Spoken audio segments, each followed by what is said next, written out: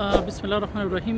ما اراده وکړه چې خیر خپل یوټیوب چینل کې هغه ملکونو ته چې زه سفر کوم یا هغه ملکونو نه چې زه لیدنه کوم یا ټریننګ اکټیویټیز یا ټریننګ پروجیکټس لپاره ځم، نو هغه ملکونو کې یو څه چکر وهو او هغه صحنې چې دی ریکارډ کو، ترڅو که په راتلونکي کې موږ کوم هیوادوال هلته راځي غواړي چکر وهي یا چې دی هغه منطقه وګوري، نو وکولی شي چې لکه یو څه بلد وي یا موږ په ژبه معلومات موجود وي، په انګلیسي کې، په اردو کې، په عربي کې ډېر زیات شته دي، خو موږ په ژبه کې چې دي هغه معلومات په هغه اندازه چې ضرورت یې نشته دی یا بیخي کم دی. نو زه خواستم دغه ملکونو ته ځم، نو که مثلا زه منطقې ریکارډ کم یا چې دی کوم ټرین ځي، کوم ټرام ځي، کوم لمبر ځي، چیرته خوراک وکړي، کوم منطقې ارزانې دي، کوم منطقې قیمتې دي، نو دا به ښه شي. بله خبره دا ده چې مونږ کوم یونلیکونه لیکلي دي، هغه یونلیکونه ما چې ولیدل، ما دوه یونلیک لوستلي دي، یو د یون صاحب دی او بل چې دی سم و چې هغه په هغه ار کې وظیفه درلودله. نو اوس چې دی یونلیک کتاب لوستل خلک غواړي چې هغه ځایونه چې دي په رنګه بڼه وګوري، یعنی په سترګو یې وګوري، فیل یې کړی شي، حس یې کړی شي، خوند ترې واخلي، او یوټیوب چې دی همدغه فرصتونه موږ ته برابروي. بل داسې دی که تاسو انډین وګورئ، انډین په ډېرو کمو پیسو باندې دوی چکرې وهي، دوی میلې کوي، دوی نړۍ ګوري. ما په یوټیوب کې ډېر زیات انډینس ولیدل یا د هغوی ویډیوګانې مې ولیدلې چې هغوی تقریبا نیمه دنیا یا پوره دنیا لیدلې دی په ډېر کم مصرف باندې. هغوی چې دی کاوچ سرفینګ کوي. کاوچ سرفینګ یو سافټویر اپلیکیشن دی چې هغه تاسو ډاونلوډ کړئ او هلته ځان رجسټر کې ویریفای کړئ، نو بیا تاسو کولی شئ چې خلکو سره په مختلفو ملکونو کې واوسیږئ، بې له دې نه چې تاسو هغوی ته روپۍ ورکړئ، لکه هغوی تاسو اکوموډیشن درکوي، ځنه درته فوډ آفر کوي، ځنه بیا درته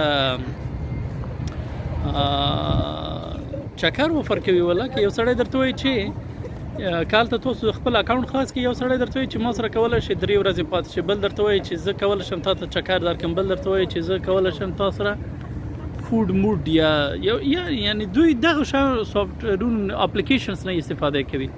بل تاسو کولی شئ چې هیچ هایکینګ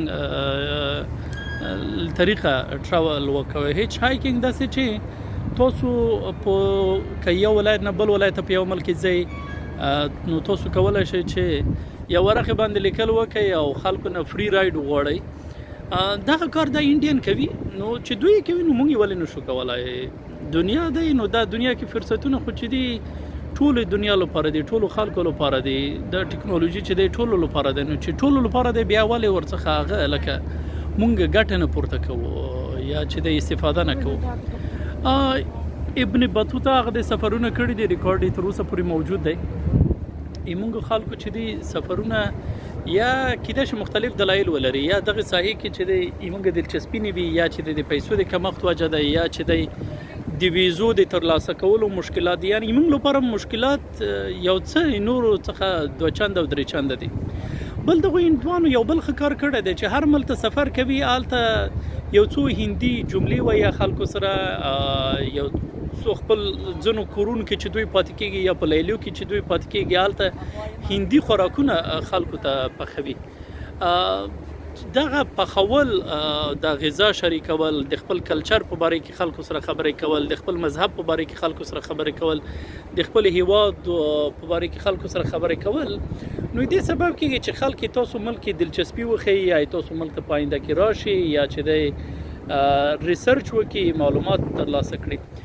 د دومره جنګونو باوجود چې موږ په ملک کې وشول، لکه دغه ډېر زیات جنګونه وشول، ډېر 40 کاله یې موږ خو چې همدا تولد شوی دی، هماغه ورځ نه جنګ روان دی تر اوسه پورې.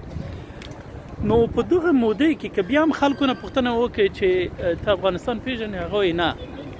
دا چې بایډن نن ورځو کې وایي چې افغانستان باید پاکستان ته تسلیم شي، دا به تاسو په نړیواله کچه په واقعي معنا سره هغه وخت فیل کړئ چې یو چا ته وایي چې زه د افغانستان یم، هغه درته وایي ښه افغانستان کوم ځای کې دی؟ پاکستان سره تړلی دی، هند سره تړلی دی. نو سړی حیران شي چې وسړی موږ خو دومره په دنیا کې مشهور یو جنګونو کې، دومره جنګونه مو کړي دي او بیا هم چې ته راته وایې چې ته پاکستان سره تړلی یې. یعنی خلک پاکستان پیژني، هندوستان پیژني، خو افغانستان بیا هم نه پیژني. نو دغه تصویر د بدلولو لپاره هم ضرورت دی چې مونږ په نړۍ وګرځو. نو اراده مې کړې ده خدای دې را سره مددګار شي. ما اراده دا ده چې په خیر ټوله دنیا وګورو، یو څه لکه کیدای شي خدای دې عمر راکړي، با برکت عمر چې وکولی شو دنیا وکتلی شو او هغه صحنې جالب صحنې له تاسو سره شریکه کړم.